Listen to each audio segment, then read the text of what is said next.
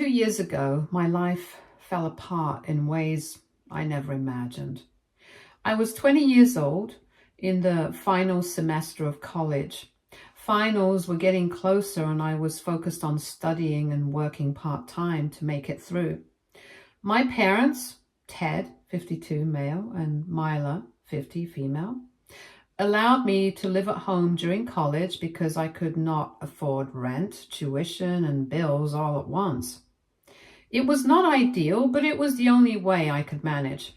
Then my sister Julie, 25 female, announced she was pregnant. It was a huge surprise. She was not in a serious relationship, so no one saw it coming. At first, my parents were shocked, but they quickly became excited. They started talking about how they could not wait to be grandparents and made plans for baby showers and setting up a nursery. At first, I did not think much about it. Julie was working and she was making a decent amount. I assumed she would figure things out and life would go on as usual. But then my parents told me Julie needed to move back home. They said she needed their support during her pregnancy and after the baby was born. They said that it would only be temporary until Julie got back on her feet. I thought, oh, cool. I'll also help her out with the kid. What I did not expect was their next request. They wanted me to move out. I could not believe it. I was still in school. Finals were just a week away, and I did not have anywhere else to go. I tried to explain that I could not afford to move out yet, but they did not care. They said I was old enough to handle it and that Julie needed the space more than I did. Two particular things that I could not forget were, first, my dad told me, "You are responsible and you will figure it out." The second, my mom said, "We have done so much for you already. It is Julie's turn to get our help now." I was shocked and hurt. I had always thought my parents would support me during tough times. But now they were pushing me out when I needed them most. I was not against helping Julie, but why did it have to be at my expense? My finals were about to start. I had no savings, nowhere to go. And it was not like the house was small. It had 1,000,000 rooms and I have never been one to bother them with anything, but they basically kicked me out. I spent the next few days scrambling to find a solution. I looked into student housing, asked friends if they had a spare room, and even considered sleeping in my car. But nothing worked out. When I told my parents I could not find a place, they did not care.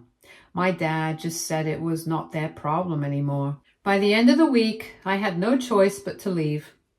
I packed up what little I could fit into my car and drove off. I had no plan, no place to stay, no idea what to do next. That night, I parked in my college parking lot and slept in my car. It was freezing cold and I was completely alone. It was so scary. The next day, I called a friend from school. We were not very close, but I was desperate. When I told her what had happened, she let me crash on her couch. I was so grateful, but I also felt embarrassed. I hated relying on someone else, especially when it felt like I was imposing on her kindness. Living on her couch was not easy. I barely slept and I spent every spare moment studying for finals, working my part-time job and trying to find a permanent place to live. It was the most stressful time of my life. I managed to pass all my exams, but my grades were not as good as I had hoped. I graduated a month later, but instead of feeling proud, I just felt relieved it was over. I thought my parents would be there at my graduation, but they were not. And during this time, my parents did not check in on me at all. They did not call, did not ask how I was doing, and did not offer any help. All their energy was focused on Julie and her pregnancy. They were constantly posting on social media about how excited they were to become grandparents. It felt like they had completely forgotten about me. A few months later, Julie had her baby. a little boy. I found out through Instagram. My parents did not invite me to the hospital or even let me know when she was in labor. It was like I did not exist to them anymore. Seeing pictures of them holding the baby and celebrating without me broke my heart all over again. I worked and saved until I could afford to move into a small apartment. It was not much, but it was mine, and I felt somewhat stable for the first time. Julie reached out once after her son was born. She sent me a photo of him and said she missed me. I did not respond. It was not that I didn't care, I simply did not know how to respond. I think at some point I blamed her for not standing up for me when our parents kicked me out. 2 years had passed since my parents kicked me out. I had not spoken to them since, and they had not reached out to me either, until a couple of weeks ago. It was a message from my mom, who I had not spoken to in 2 years. She said she wanted to talk, and at first I ignored it. I was not sure I even wanted to hear her out. But then she followed up with a long message apologizing for everything, saying they missed me and adding that Julie was getting married to Howard, 25 male, soon. Howard is her baby daddy. She said they wanted me there to celebrate with the family. For the past 2 years, I had been living my life without them, and it was not easy. I had to rebuild everything from scratch after they kicked me out. I had gone through so much alone, and now out of nowhere, they wanted to reconnect like nothing had happened. I did not respond right away. I needed time to think. I thought about all the milestones I went through without them. My first real job, my first apartment, all of it happened with no support from them. Meanwhile, I saw their lives all over social media. They were all over Julie and Howard's relationship, gushing about how great of a dad he was to their grandson and how excited they were for their future. I was completely erased from their world, and now they wanted me back for the big moments. After a few days of thinking, I decided to respond. I was not going to accept their apology, but I felt like I needed to let them know how I felt. I told them that I could not just forget the fact that they abandoned me with nothing a few years ago. I made it clear that I did not think we could work on our relationship because it is too late for that. I also told them I wouldn't be coming to Julie's wedding. It was not an easy decision. Part of me felt guilty, and I wondered if I was being too harsh. But every time I thought about giving them another chance, I remembered what it felt like to be abandoned when I needed them the most. I thought about sleeping in my car that first night, crying myself to sleep on a friend's couch and struggling to study for finals while my parents were busy decorating a nursery and throwing baby showers. Their apology felt hollow to me. If they truly cared, why did it take 2 years for them to reach out? Why wait until Julie's wedding to suddenly decide they wanted me back in their lives? It felt more like they wanted to avoid questions from other people about why I was not there rather than genuinely wanting to make amends. Some people have told me I should go to the wedding, not for my parents, but for Julie and her son. They say it could be a chance to start fresh and that holding on to resentment won't help me heal. But I do not think it is that simple. Forgiveness doesn't erase the damage they did or the way they treated me if I did not matter. Right now, I feel like going to the wedding would only benefit them. It would make them feel better about themselves, like they had done their part by inviting me. But what about me? Who was there for me when I needed them? Not my parents, not Julie, and certainly not Howard.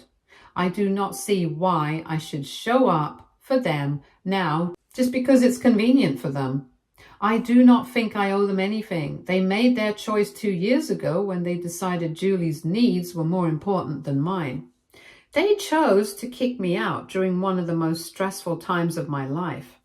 They chose not to reach out when I was struggling to find a place to live or when I graduated. And now they want to act like none of that happened. I have talked to a few friends about it and their reactions are mixed. Some people agree with me and believe I'm correct to set boundaries. Others believe I'm being too harsh and that I will regret not giving them a chance.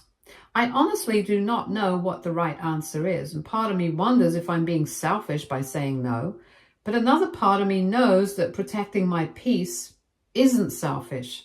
It's necessary.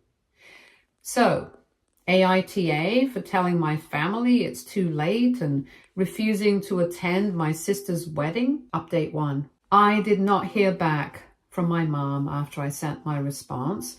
Instead, a week later, Julie sent me a message. She said she missed me and hoped I would come to her wedding because she wanted her son to know his aunt. That hit me harder than I expected, but it also made me angry. Julie was part of the reason I was in this position. She never stood up for me when our parents kicked me out, even though she knew how much I was struggling. She was living comfortably in the home I had to leave, surrounded by love and support, while I was left to fend for myself. Howard reached out too, which surprised me because I do not even know him at all. He sent a message saying he thought family was important and hoped I could forgive the past. While I get that he's trying to be nice, it felt patronizing. He has no idea what I went through, and it is easy for him to say those things when he was not the one who got hurt. A few days ago, I got a call from Julie, my sister. I was surprised to hear from her after everything that's happened, especially because we had not talked in 2 years. She asked if we could meet up, and I could not understand why. I asked her why she wanted to meet, and she said she just wanted to talk and catch up. Honestly, I was not in the mood. It had been a rough day, and I was already feeling frustrated and upset about everything that had been happening in the last month. At that moment, I just lost it. I could not hold back my emotions anymore, and I let everything out. I asked her if kicking me out when I had nothing was not enough. I asked her where she had been the last 2 years and why she did not want to talk to me back then. Why now, out of nowhere, did they want to reach out to me? Was it to save face? Did they not want to look like the bad guys who abandoned me? I was angry and I went off on her asking all these questions, and I did not care if it hurt her. I knew I was shouting, but I just could not stop. It was not just about what happened between us, it was everything I had been through since that day. I had to go through so much on my own, rebuilding my life, and it hurt so much to think about how my own family had thrown me out when I needed them the most. It was not just about what they did to me in the past. It was the feeling that I had been erased from their lives, like I did not matter at all. Julie was quiet for a second after I finished before saying I was right. She admitted that she should have reached out to me and that it was not right of her not to. She sounded sad, but it did not change what had happened. She went on to tell me how much she needed me at her wedding. She said that she did not care about anyone else, only that she needed me by her side. It was strange to hear her say that, especially after everything. She said she wanted to make things right and that she hoped I would give her a chance. She kept saying that having me there would mean the world to her. I could hear how desperate she sounded, and part of me wanted to say no, but another part of me was softening. She said she had been so focused on her son that she had not had time to think about anything else, and now that things had settled down a bit, she needed to see me and talk about everything. Julie kept asking me to give her a chance to make up for everything. She was almost begging me, and I just could not say no. I did not want to hurt her, and I did not want to seem like I was being completely closed off. But at the same time, I was torn. I was not sure if I was ready to forgive her, or if I even wanted to try and rebuild what we used to have. Still, I agreed to meet her. I do not know why I said yes, honestly. Maybe it was the way she sounded, or maybe I was just tired of being angry all the time. Maybe I just wanted to see if things could really be different. But deep down, I was still not sure what I would do or say when I saw her in person. The pain of the last 2 years was not just going to disappear in one conversation. I told Julie that I would meet her, but that I was not sure what would happen. I didn't know if I could just forgive everything and move forward like nothing had happened. She seemed relieved when I agreed, but I still had so many questions in my mind. Why had it taken her so long to reach out? Why had she not reached out sooner when I was struggling the most? Why wait until now? It is hard to explain everything I was feeling. Part of me was still angry, and part of me was wondering if maybe I was too harsh. But another part of me knew that I needed to stay true to how I felt. I had been hurt deeply, and I was not sure if I could just let all of that go. I did not want to let Julie and the rest of the family back into my life just because they suddenly realized they had made a mistake. I wanted to know that they really understood how much they had hurt me, and that they were not just reaching out to make themselves feel better. The truth is, I was not sure what I was expecting from this meeting. Part of me thought maybe Julie was being genuine, that maybe she really wanted to make up for what happened. But another part of me was skeptical. After everything, I did not know if I could trust her or anyone in my family again. They had all abandoned me when I was at my lowest, and that was not something I could just forget easily. Even though I agreed to meet her, I knew it wouldn't be easy. There were so many emotions tied to all of this. It was not just about the wedding or Julie's apology. It was about everything that happened in the past 2 years. It was about how my family had left me to figure everything out on my own and how much that hurt me. I didn't know if one conversation could fix all of that, or if I would even be able to forgive them. I'm supposed to meet Julie tomorrow, and I'm nervous about what will happen. I know I can't forget the past, but maybe this is a chance to see if we can start moving forward. I do not know if I'm ready to let go of my anger, but maybe this meeting will help me figure out what I really want. I'll update you all on what happens after the meeting. Update 2. So I met Julie yesterday. Whatever happened was unexpected and frankly overwhelming. When we sat down, she started to cry almost immediately. I was not sure what to do. I've never been good at dealing with other people's emotions, particularly when they're crying. I just sat there awkwardly, waiting for her to calm down. Eventually, she stopped crying enough for us to have a proper conversation. Julie started by saying she did not realize how bad things had been for me when I was kicked out. She said our parents told her I was moving in with a friend, so she thought I had a safe place to go. At first, I could not believe what I was hearing. I remembered crying and panicking because I had nowhere to go. How could she believe I was fine? When I told her how things really went, how I ended up on a friend's couch with barely anything to my name, she looked shocked and upset. I explained how hard it was to start over with no help from anyone in my family. It felt like I had been completely abandoned. Julie kept apologizing and insisted she did not know. She said if she had realized the truth, she would have done something to help. She said she did not even want to move in with our parents. She was doing just fine on her own. And when they found out about the pregnancy, Howard stepped up. It was our parents who insisted that she stay with them. I was not sure if I believed her, but then there was another thing. We had been so close growing up. The Julie I knew would have never let our parents kick me out and leave me helpless. When we were kids, Julie and I had a great relationship. She is 3 years older than I, so she always acted like my protector. If I was upset, Julie was there. If I needed help, Julie would step in. She always looked out for me, and I relied on her a lot. Now that I think back on it, though, I realized that my childhood was not as happy as I used to think it was. Julie was great, but our parents were a different story. As a kid, I did not notice it much because Julie protected me from so many things. But looking back, I can see that our parents were never particularly kind to me.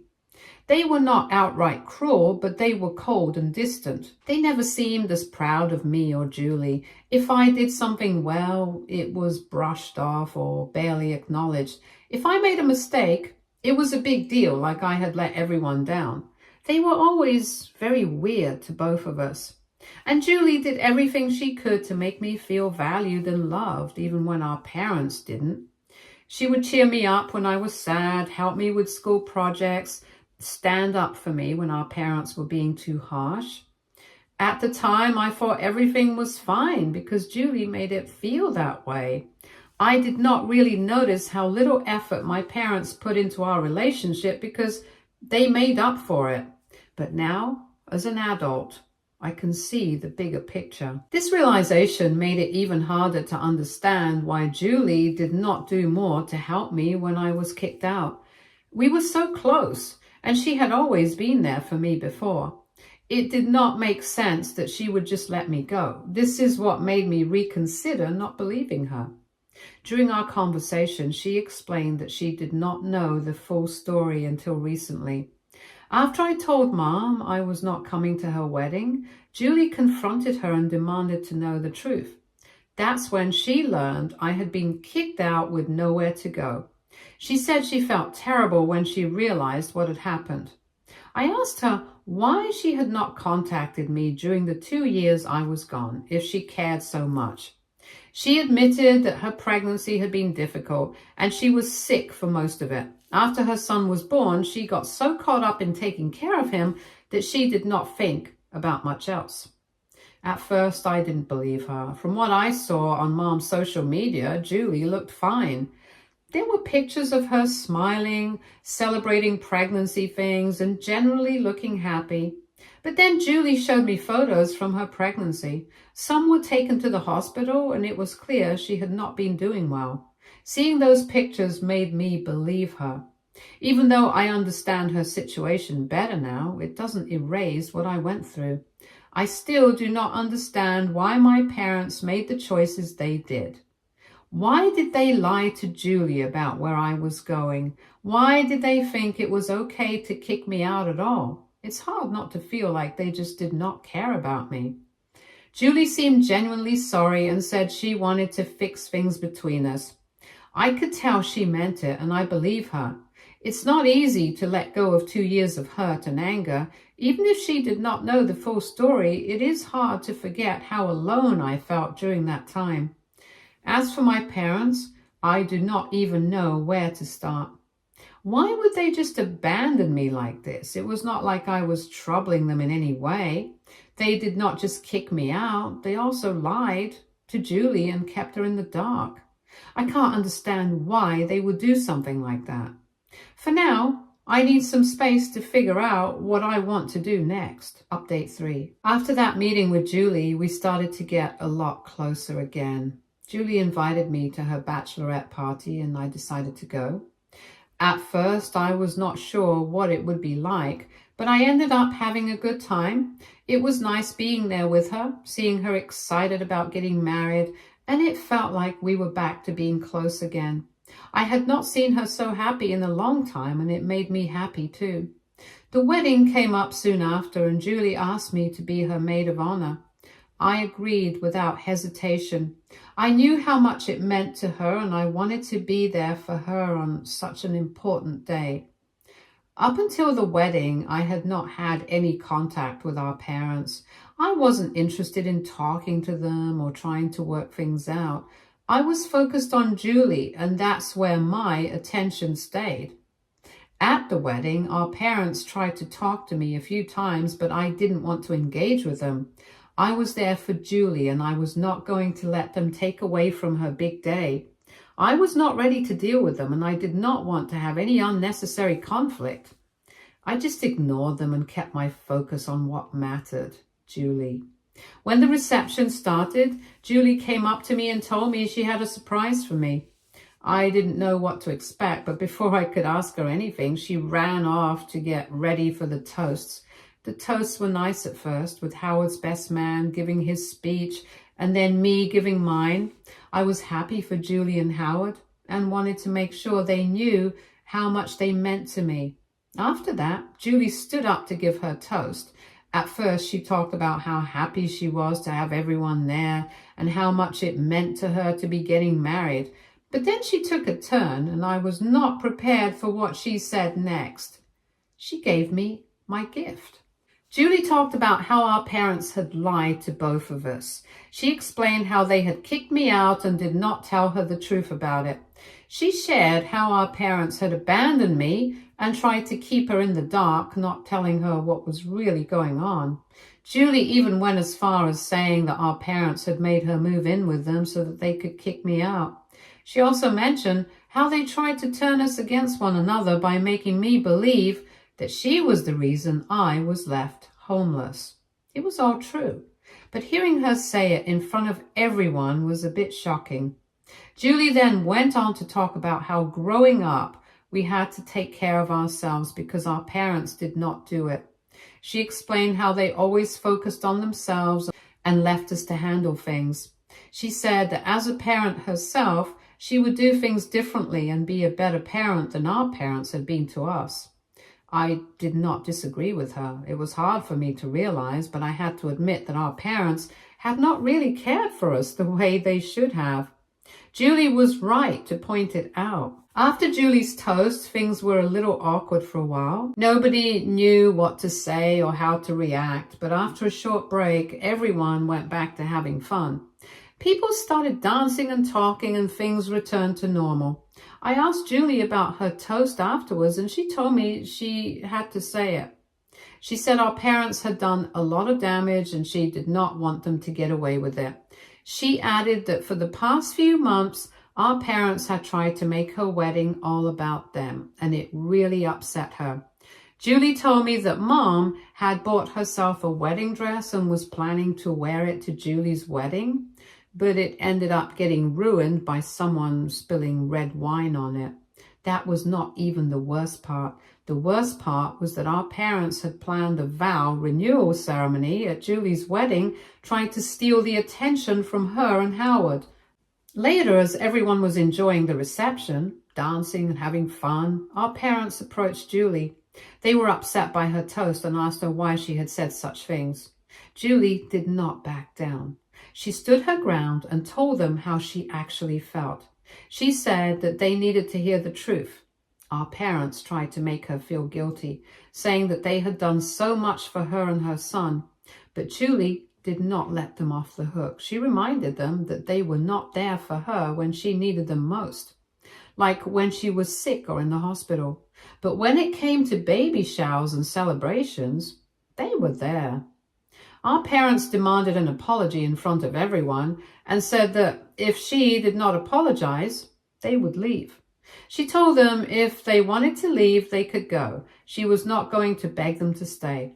Our parents were shocked by Julie's response, and they did not know how to handle it. They got all worked up and left. It was honestly a relief. The rest of the night went on without any more drama, and the reception turned out to be a great time. Since then, neither Julie nor I has heard from our parents. We have both been living our lives, and the peace has been nice. I'm just glad we have each other now. Stay tuned for more stories from our girl relationships.